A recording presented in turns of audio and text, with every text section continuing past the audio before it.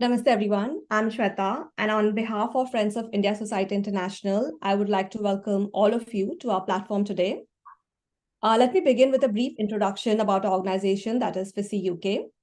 Friends of India Society International was established in UK during the state of emergency in India, wherein FISI created an international forum to campaign for the restoration of democracy in India. It is a non-profit international NGO and it aims to be a formidable voice for all India-related matters in the UK. Its ethos and objective is to promote India in the UK, and it achieves that by highlighting and celebrating India's achievements in various fields, including culture, sports, economics, sciences, and so much more. It achieves that by developing relationships with several diaspora organizations in the UK and providing a platform for them to come together. It also achieves that by engaging in Save Our World. Like recently, FISI UK organized a fundraising campaign for the victims of the recent devastating Odisha train tragedy. As FISI UK, we also aim to provide a platform to discuss various issues related to India and render a better understanding of the concerned topic. In line with that objective, we are glad to welcome all of you to today's candid conversation on the troubled-torn Manipur, where the situation has been tense for over 55 days now. Many lives have been lost, people have been injured, and over thousands have been stationed in temporary relief camps. Beneath all this human suffering lies one important question: what went wrong and why? To help us deconstruct the ground situation in Manipur and get some outlook on the way forward, we are fortunate to have with us Rami Niranjan Desai ji. Rami ji is an anthropologist, author, and a scholar of the Northeast region of India, where she has spent over a decade studying identity, ethnic conflicts, and insurgencies. She has met with not just civil society members and tribal communities, but also insurgents and separatist group leaders in order to gain a better understanding of insurgencies and separatist movements. She regularly publishes in all major newspapers and appears on various Hindi and English news channels. She also anchors an Insight with Rami series that helps comprehend various political and geopolitical issues. A very warm welcome to you, Rami ji. Thank you for making some time for this important conversation. Thank you, Shweta. Namaskar. And thank you for inviting me. I think this is such an important discussion. So I'd like to thank your organization and everybody involved for putting this together. Thank you. So Rami ji, to begin with, as you've been studying the Northeast region for over a decade now, tell us, why is there suboptimal awareness about the dynamics of this region? I mean, why does the region feel so distant in the Indian psyche? Shweta, this is such a important question, yet the answers are so extensive in this, because we have to go right back into history and we have to look at it through lenses that we haven't normally looked at it from. The modern sciences, the social sciences tend to give us a very short gap, like understanding of situations, because they were created as colonial arms. I've said this many times. If you look at my lectures, you look at my other interviews, I've stated this over and over again, that we talk about the civilizational lens today, but we never spoke about the civilizational lens 10 years ago. Having said that, even though we talk about the civilizational lens, we haven't really attempted to change the academic lenses that we study societies from. So I am a student of anthropology, I'm a student of theology. Anthropology was a lens that was created, it was an arm for colonization. So before the colonialists went into regions and went into societies to colonize it, they sent their agents who were trained, the ICS officers who were trained in England at that time, in Great Britain, would be trained. One of the subjects that they would learn is anthropology, which is how to study other societies. And similarly, these are the subjects that we still learn and we still teach. And we are, again, looking at our own society from the other person's perspective. It's not an insider view, it's an outsider view. So one of the reasons, of course, was the fact that we studied a highly tribal dominated region like the Northeast, first through the eyes of the British colonialists. And the British colonialists were studying these regions and studying these communities from the perspective of the other, not from the perspective of somebody coming from the same civilization.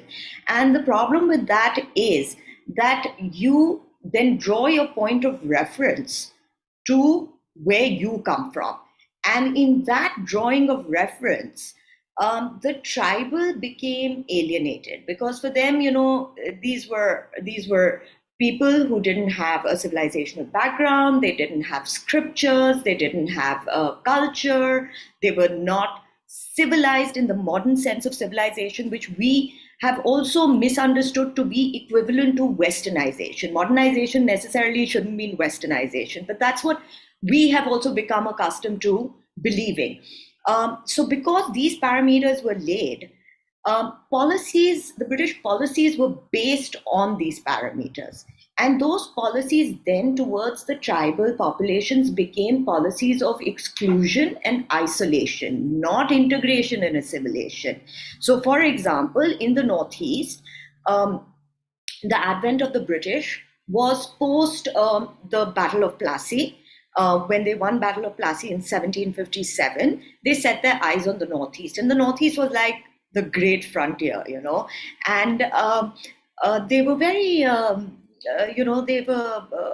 they were not very welcomed in the Northeast because, as the rest of the people of India are, tribals as much so, tribal communities are extremely connected to their land. So there was, initially some sort of acceptance because they came in as people who were solving sort of warring communities of, for example, in Manipur, they entered because there was the Anglo-Burma wars going on where the Burmese were attacking the Manipuris, and the Manipur king invited the British to come in and sort of help them fight the war, which they won. The Manipuris won with the help of the British, and therefore this story we've seen in many other places that the British then made Manipur a protectorate and put a political agent and so on and so forth. But there were other policies also which were of isolation and exclusion, which was like the inner line permit. Where these inner lines were drawn, there was an outer line also, but there was this inner line that was drawn which kept tribal communities away from the average development that other communities were getting. There was excluded areas. They actually excluded vast tribal dominated areas because they couldn't control the tribes. So, they just put them in what was like an invisible sort of, they made an invisible sort of a barrier, so you couldn't go inside. This resulted in unequal development. It also resulted in psychological alienation. Over and above that, and this is a very short, concise history I'm giving you because we have limited time, but also after that, if you look at how the geography of the Northeast has been designed, it's absolutely terrible. The British may be good at some things, and but they were definitely not good at mapping. So if you look at how East Pakistan was carved out, it leaves you with a 22-kilometer width road that joins, this part of India with the northeastern region, making the entire region very psychologically and geographically distant. And then obviously, we cannot blame everything to the British post independence as well. Our policies were bad policies. Our policies were policies of leave them as they are, of isolation, which was termed as non-interference. But, we are seeing the price that we have to pay for it. Thank you for this, initial introduction. But in recent times, the region did feel more integrated. There has been a renewed focus, and it was filled with positive news of development. But historically, also, this region was marred with insurgencies and conflicts. And since this has been your focused area of study, could you throw some light into the conflicts of this region, and do these conflicts endanger India's national security? Of course, because to answer your second question first, the Northeast region is placed in a really, really precarious position. It's surrounded by Myanmar, it's surrounded by Bangladesh, it's surrounded by China. This is not a very enviable position geographically to be in. Also, you must understand that all these countries, apart from having elements that are beyond their control as well. So, for example, Myanmar has its own problem with insurgencies.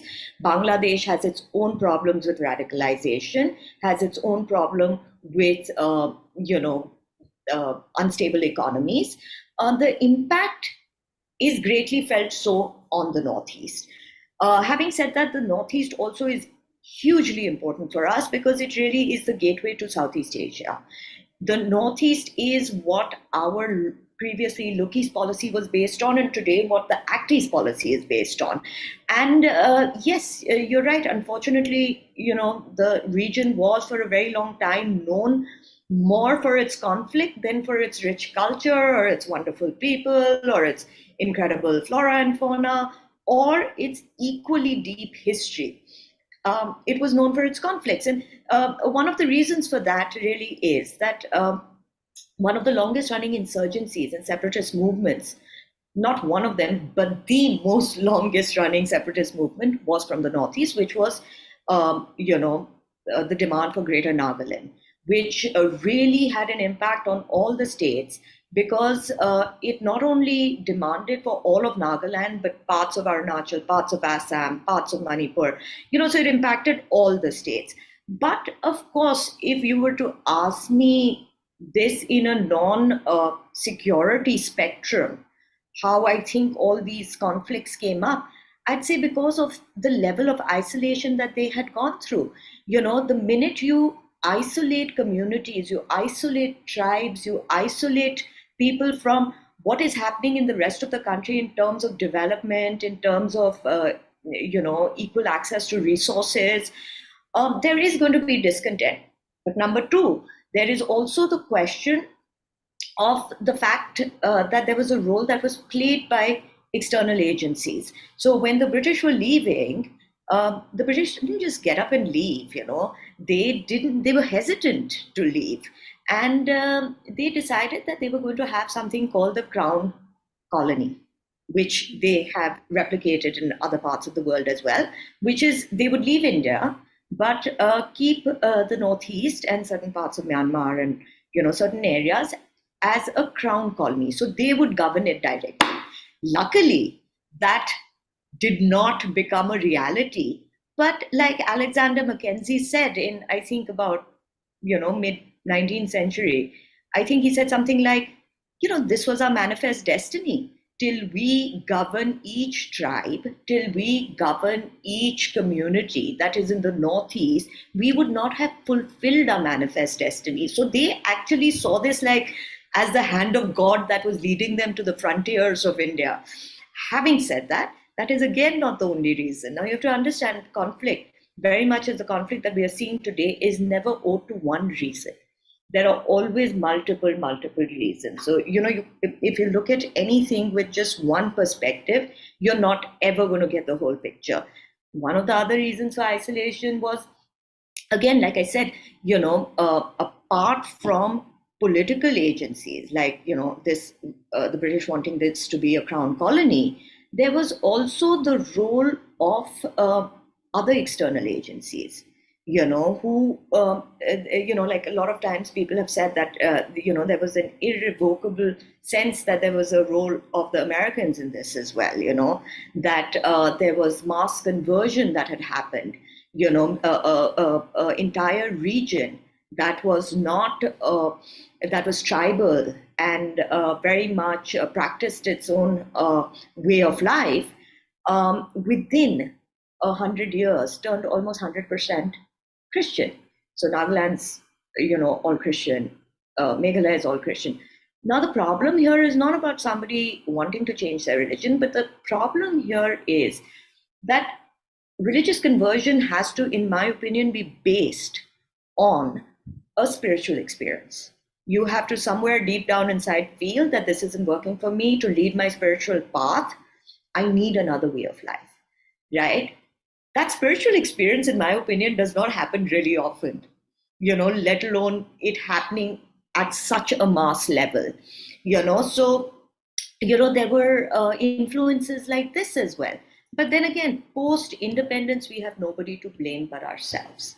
Because again, the way we were looking at these regions, we were looking at them with the lens of we don't want to interfere.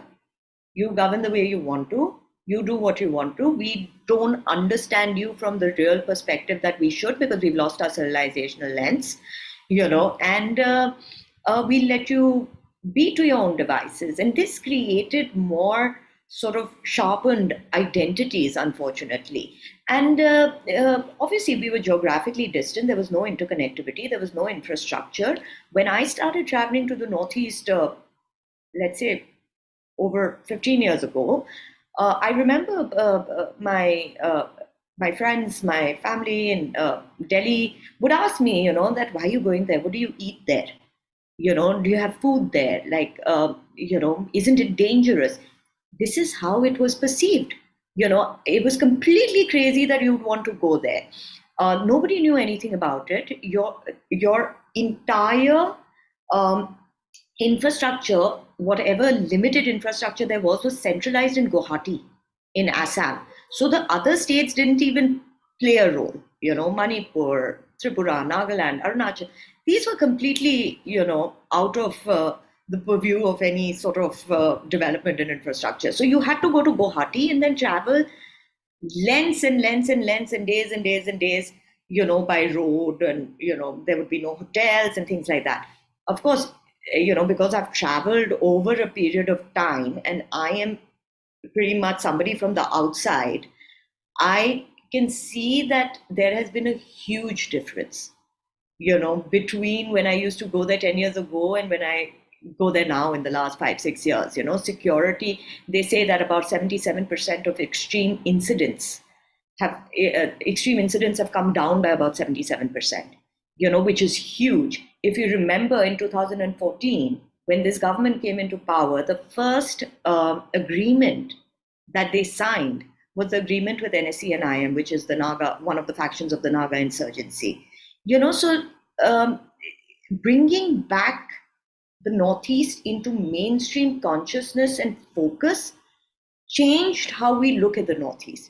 Today, if you're sitting in Delhi, you think of the Northeast almost as the place to go to.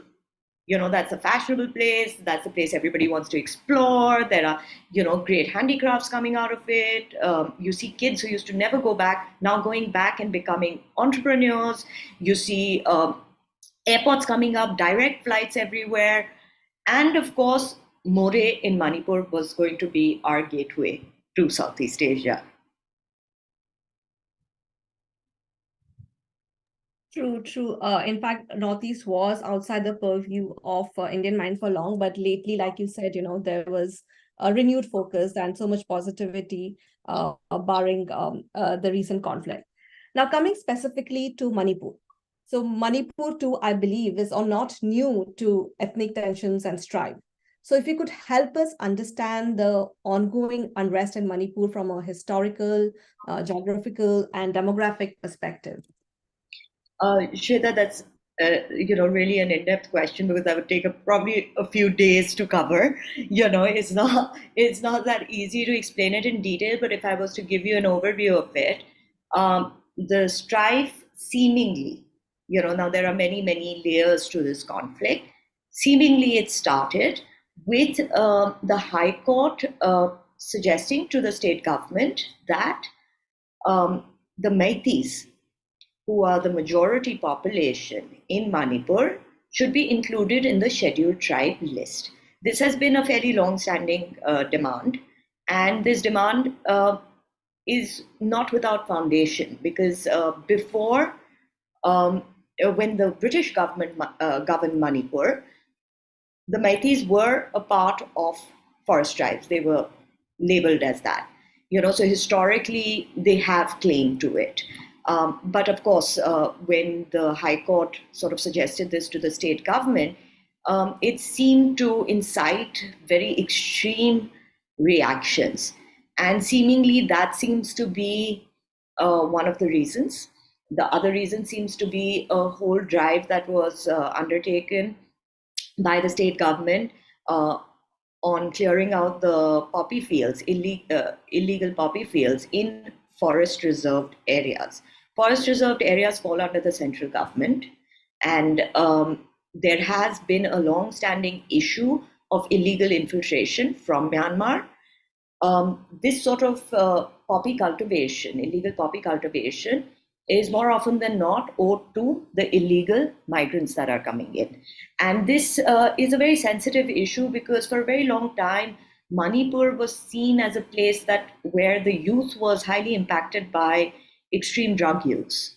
Now you see this happening in Mizoram as well. And if you were to just look at Manipur police or Mizoram police, if you were to just look at some of their tweets, you see on a daily basis they catch heroin, they catch, all sorts of drugs. So, this is an undeniable fact that this happens. If you've seen recently, we had the Myanmarese government also take out a notice for its uh, citizens who are now illegal migrants in the state of Manipur, warning them of indulging in illegal activities of poppy cultivation or creating inter-ethnic violence or disturbing the peace of the state at any level. And the reason I make this clear is because I've been on many, many other talks, and I've had people say, no, illegal infiltration does not exist. The fact is, it does. And now the Myanmarese government has taken out an official statement as well. So it's a combined sort of multi-layered issue in Manipur where it is not just historic rivalry and competitiveness. It's not just a question of drugs and illegal migration and infiltration. It's not just the occupation of forest land for poppy cultivation. It's also the frustration that 70% of the population lives in less than 10% of the land. So the Meiteis are limited to the Imphal Valley, which is actually not even 10%, because if you take out Loktak, you take out, the general infrastructure, there's that. The habitable land will be possibly 5-6%, and 70% of the population lives there. The rest of the population, which is tribal population, lives in 90% of the state.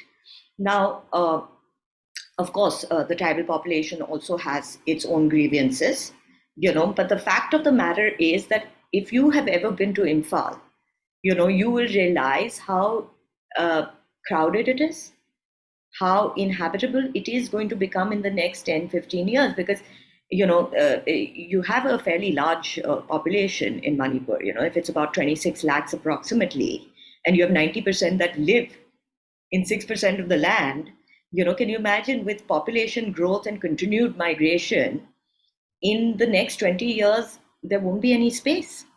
So this is a multi-layered issue which cannot be seen from one lens and has to be seen from multiple lenses.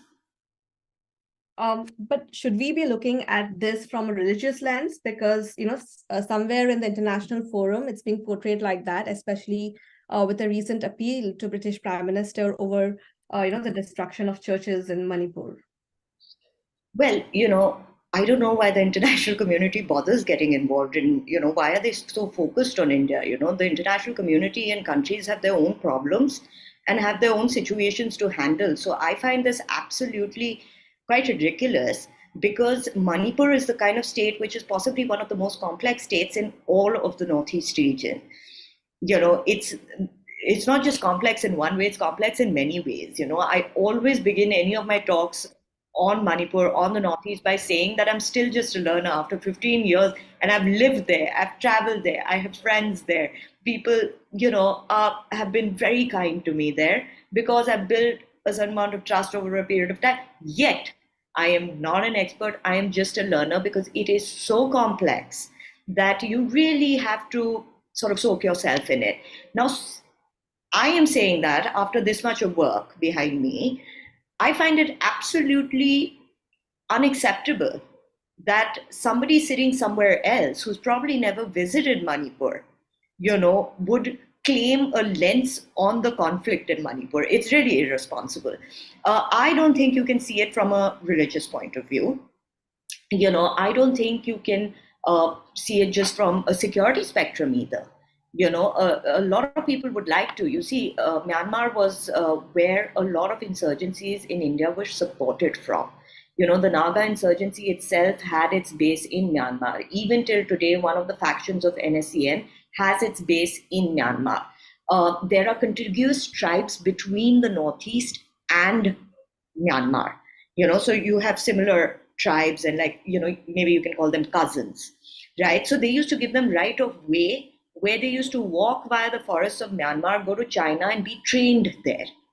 So a lot of the training happened in China. A lot of the training of some of the groups happened in Bangladesh by the ISI, because you could cross these and nobody knows these routes. They're so densely forested, better than the locals. So because of all these reasons, there are so many complexities that people might be compelled to look at it just from a security perspective. People might be compelled to look at it because they like to divide things simply on the basis of religion nowadays, as in Christian versus Hindu. But there are Meitei Christians as well, and there are Jewish cookies as well. So you have to understand these issues very well. And I believe that there was representation that was made to the Prime Minister of the United Kingdom. And, I found that quite ludicrous, because the gentleman who made that recommendation has written a book, Ram Gudamal, or somebody who's made the representation, who's written a book that is titled How Jesus Votes, or How Would Jesus Vote? So I know immediately, what you're trying to superimpose on a conflict that is very sensitive, and that should be left to the best devices of the elders, the political leadership, community leaders, and religious leaders from within the state. So I don't think this is a question of it being religious violence. I think this is where religion comes in, or interfaith dialogue comes in. It comes in rehabilitation and peacekeeping and confidence building measures, and I think that would be really important. Absolutely. Ramiji, you talked about illegal migration from Myanmar. Would you say that, it has spiked in recent years with the current situation in Myanmar? And how has the state, or should the state, that is India, respond to these illegal migrants, given the geopolitical interest of India with Myanmar? See, I think India really, and people have very differing views on this, because we talk about democracy as if democracy solves all problems. Necessarily it doesn't. In terms of, I think we have to leave each country to decide for itself, what sort of dispensation it chooses, and there was, insurgent activity during democratic times in Myanmar. There is insurgent activity during the times of the junta. There've always been insurgent activities. It's a large country. It is based on different tribal factions. And, honestly, the junta also does not have control. So infiltration has been a way of life, if we were to look at it historically. It's been a way of life in terms of these, again, like I said, these borders were kind of blurry, and the British Empire existed till, beyond the present borders. Tribes used to travel back and forth because of trade and things like that. But once the borders were drawn in favor of the Union of India, then the rule of law matters. And if the rule of law matters, then that means that India has to take steps to prevent illegal infiltration from happening, because like I mentioned earlier, that a lot of insurgent activity used to happen from across the borders. Also, across the borders, you don't know the kind of elements that are being radicalized and that are coming in, whether it's the Myanmar border, whether it's the Bangladesh border, we don't know what is going on or who is coming in.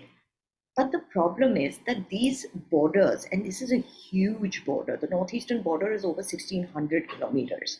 These borders cannot be sealed so easily because these are highly forested, highly dense borders. And it is difficult to man them. Imagine a border that large, which goes through all sorts of terrains. It's not easy to man. And that doesn't mean that the government of India is not fencing it. The fencing has begun. The Home Minister, when he was in Manipur, said that, they've already given contracts of 80 kilometers more fencing within the Manipur state. But that also may not prevent it. The only way you can prevent infiltration is if you have civil society on your side. You cannot have insurgent groups, you cannot have civil society, you cannot have infiltration if you have a really responsible population on ground that calls out any sort of activity like this, doesn't give it refuge, doesn't give it right of way, doesn't give it any sort of emotional, psychological support on the basis of anything, right? They could be ethnically similar, you could have tribes that are contiguous, across the border. But if nation comes first for you, then national security naturally comes first as well. Now, India has taken a stance of non-interference with Myanmar in terms of that, they have the right to choose the kind of governance they want. They are our neighbors, and they're really important neighbors to us because we've had good relations, and also that it is a huge part of our Act East policy. And we have seen the results of that.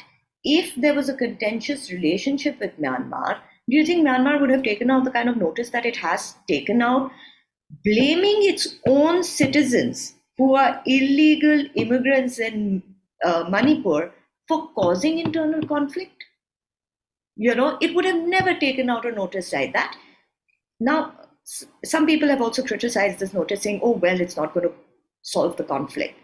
Of course, it's not going to solve the conflict, but it's going to make the situation clearer for you.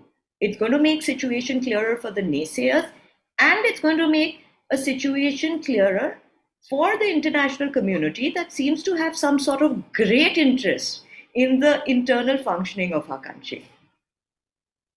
Right. Ramiji, we've been reading news about people being heavily armed. Just today, there was news about, some sophisticated arms being smuggled from Myanmar again. And we've also heard about police stations being raided of arms too. So this is quite disturbing to learn, given about this vulnerable law and order situation in Manipur. So what should be the way forward for this then?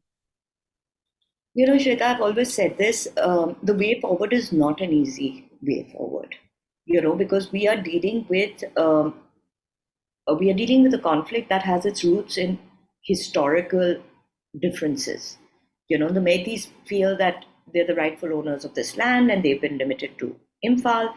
The Kukis were only brought in by the British. The Kukis have a different history. If you actually go to read the history of Manipur, you find lots and lots of differing versions. And that's because they come from different point of views.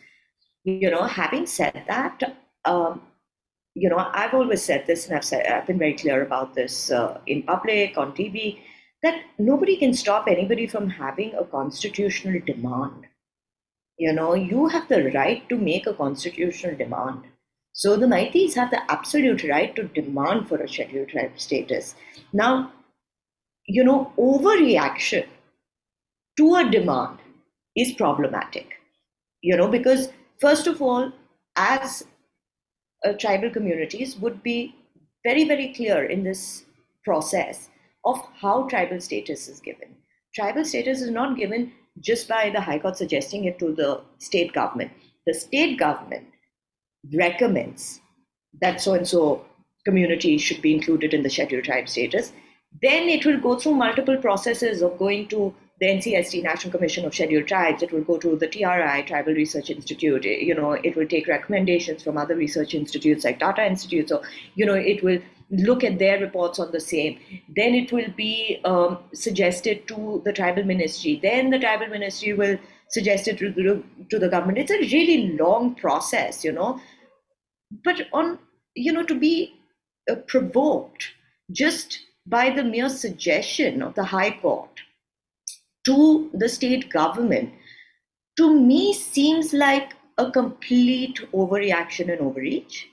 I think you can dissent, you can protest, because you don't like the suggestion, but that dissent and protest cannot become anarchy. That cannot happen. Unfortunately, in this situation, I am not blaming one community as opposed to another, because these communities have to live side by side. They know their historical competitiveness better than I know, and I have no sort of meat in this game in terms of, like, I'm not a Kuki, I'm not a Naga, I'm not, a Meiti. I'm looking at this as a neutral observer. And I find that certain amount of space will have to be given way, to come to any consensus. Nobody should feel alienated, right? Cookies also have their grievances in terms of, the tribal areas not being developed, that there aren't any great institutes. But you see, that's also a catch 22 situation, because there is conflict. Nobody will invest there, because nobody invests there, you won't get rid of the conflict. It's like a bad situation to be in. And therefore, I find any sort of support to any insurgent group, any sort of support to any ethnicity based pressure group, insurgent group, militant group, radical group, should be absolutely done away with. And this has to be civil society responsibility. Of course, the government plays a huge role. This responsibility cannot be shirked off. But I also do think that the government also has to take steps that do not disturb the peace and harmony of the state, in terms of that they are taking very calculated steps right now. What people think is very slow reaction, is not slow reaction, because anything that they do might set anybody off. So I think alongside the government responsibility, and the central government sent huge amount of forces into the northeast, for peacekeeping purposes, for containing this violence. They've sent, I think, over 250 sets of forces, battalions. And I think that is a lot. But beyond that, are they going to take a really harsh step? No, they're not going to take a really harsh step in terms of shutting everything down or putting president's rule at this point, in my assessment. And this is complete conjecture from my end. I don't think they're going to do that, because I don't think the state of Manipur deserves that. I think what the state of Manipur deserves is for communities who have these rivalries, and there are, all these many communities there. It's not just the Cookies and the Metis, for them to come to some sort of understanding and consensus that this sort of violence is going to take us nowhere.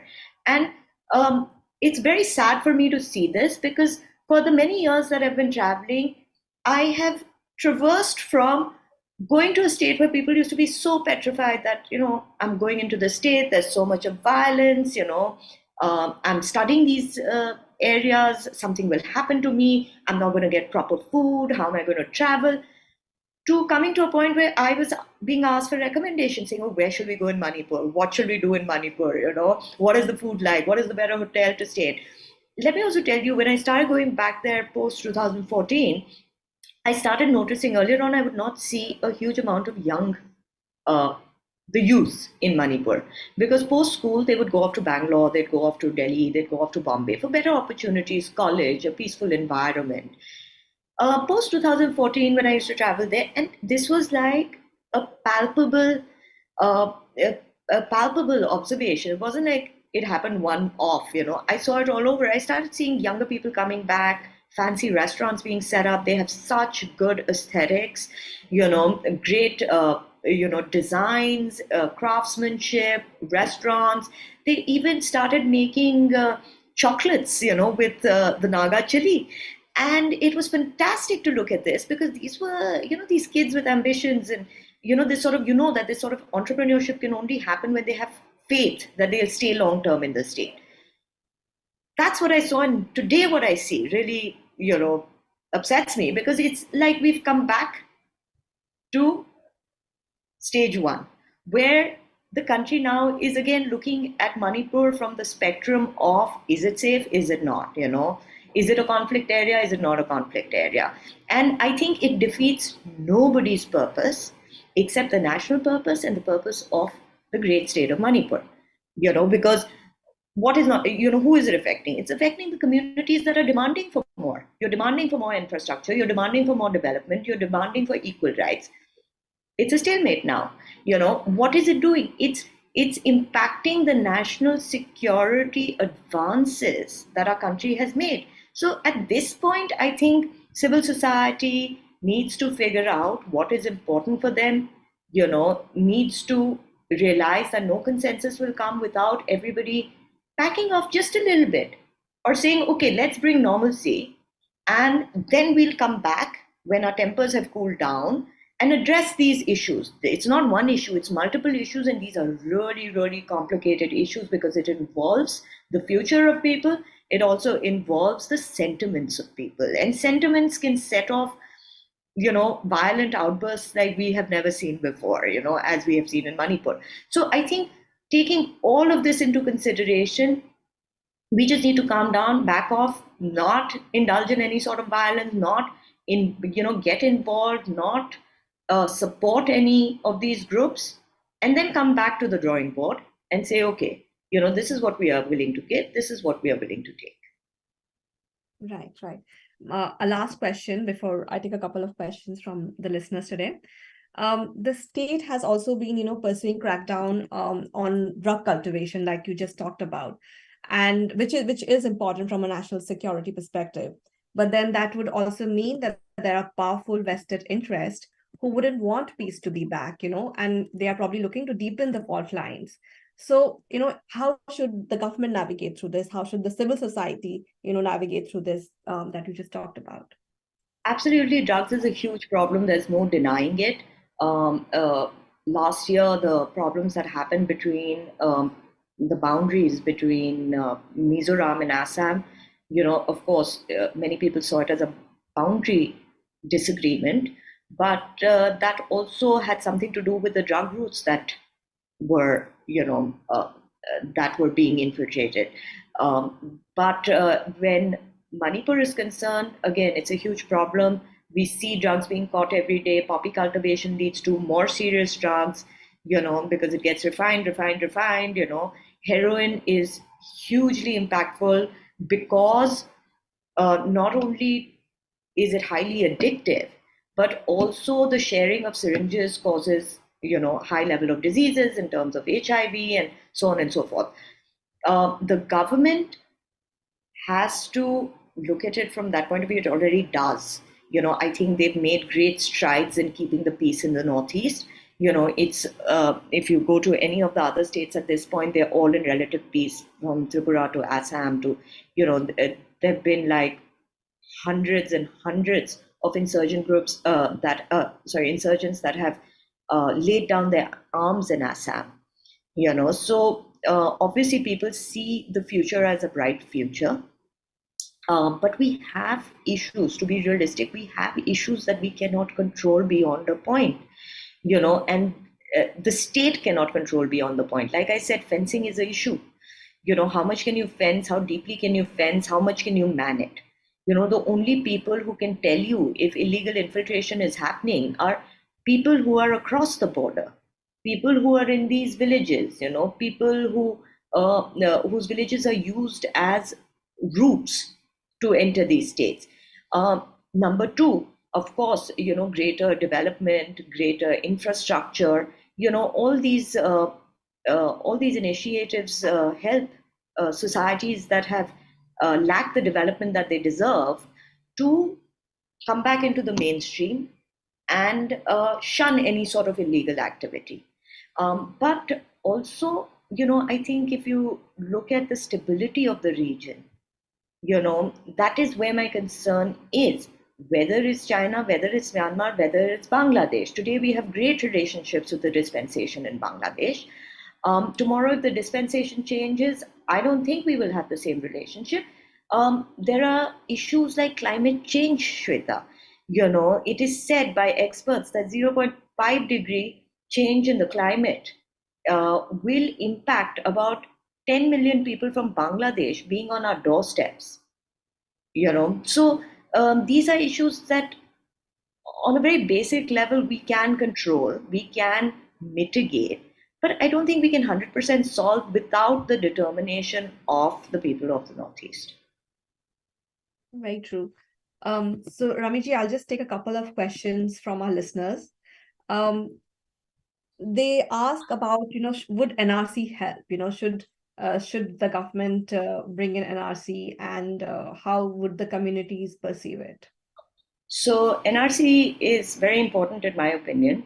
Many countries have the NRC. They have these national registers for citizens, and any citizen, who is really a citizen should not be worried of going through an NRC, right? But again, there's a problem here. In a situation like Manipur, what would your cutoff date be, right? Some people say it should be 1951 census, some people say it should be later, but even if it's 1950, even if it's 1970, you still have 2-3 generations that have now lived within the borders of Manipur. I mean, would it make any sort of, do you think that that really is a workable solution? If 3 generations have lived on a land, or 2 generations have lived on a certain piece of land, they have certain attachment, that would create huge amount of, again, disturbance within the communities. So NRC, as great as it is in the idea that it is, to apply it will take more fine tuning. And I think, there has to be some amount of, maybe, and this is just like I am thinking out loud, as I speak, maybe the previous time the junta came in and the illegal migration happened, maybe those people from then on can be taken as, refugees. I don't know, but these are things that the government will have to ponder on. You'll have to fine tune it. It cannot at all be brought in at this point. Things are as it is at an emotional high. Any sort of insecurity felt by anybody would again create problems that we don't need right now. So yes, if it's fine tuned at a good time, yeah, why not? Right. There is a specific question about, how to bridge the gap between Meitei community and Assam Rifles. Somebody mentioned that there apparently are not very good experiences between the two. Not sure if you would have any idea about this. Of course, I know what they're talking about. I've heard it. It's been on the ground, but it's not just about, maybe the Assam Rifles that people seem to be complaining about. It's about other communities also. It's about other organizations also. I don't ever cast any doubt on any of our forces. I don't do that in principle. There's a lot more that we have gained than we have to complain about. But having said that, every interaction needs, at this point, with the level of violence that we've seen, needs confidence building, whether it's with the state, whether it's with the police, whether it's with anybody, other communities, interreligious faith. Everybody needs confidence building measures. Those confidence building measures can come when there is dialogue, because clearly with violence there has been no outcome, right? So when there is more dialogue, when there are representatives who don't have any vested interests, in the game that is being played, then there is more potential of solutions coming out and confidence being increased. Right. You addressed this, but somebody specifically asks that if president rule is the need of the hour to bring peace in the state. See, it doesn't have to be a president's rule. It can be suspended animation as well, which is shorter. President's rule is fully for 6 months, and maybe a more temporary situation can happen. Of course, it can happen. But I would still say, why is it that Manipuris would feel that they are incapable of solving a problem. They've fought great wars, they've won great wars, they've been hugely a part of the Indian national movement. They've made us proud many times. Why is it that they would feel that any of the communities cannot come together and really really bring forth people who they can trust, who we can trust, who want the best for their communities, and who can engage in a meaningful dialogue that can bring some amount of peace. Why should we underestimate ourselves? True. Last question, Ramiji. Why is it important for Manipur to move towards resolution from India's standpoint? Manipur is by far one of the most important states for us in the Northeast. Moreh was going to become, which is on the border of Manipur and Myanmar, was going to become our gateway to Southeast Asia. It is through Manipur that not only will we, be able to exert our old historical connections with any of these countries, which is what the Act East policy envisions, but also new old trade routes would open. This would become a gateway for tourism. We have a huge Buddhist community in Southeast Asia that sees a lot of its places of pilgrimage in India, and the route that they could easily use is the route through the Northeast. So it would increase the economy, it would increase trade, it would increase interaction, it would increase infrastructure. But most importantly, in my opinion, Shweta, it would help keep the country secure. And our national identity has to trump any sort of identity. Our national security has to be paramount. Everything else can be sorted out internally. It is an internal issue. Nobody else should be involved, nobody else should be invited. It can be solved internally with some amount of restraint and some amount of grace. But it is hugely important that Manipur ensures that peace is restored in the state, so as to not have age-old negative influences and energies with vested interests manipulate this situation any further. I don't know if you saw India Today News today, where they said that huge amount of arms were dropped, and it came in from Manipur. I don't know if this is true or not. Everything on the news cannot be believed. But the fact is, it's not unbelievable either.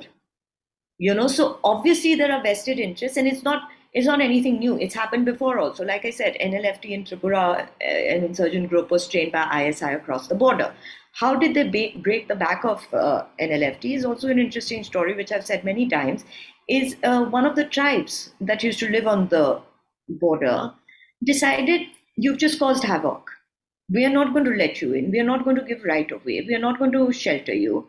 They threatened them, saying that we take your children away. They said, take our children away. But we need to sort this out once and for all. And I think that kind of unbending resolve, will have to be taken. And Manipur will have to do it for the rest of the country. Absolutely. On that very pertinent thought, we shall move towards conclusion now.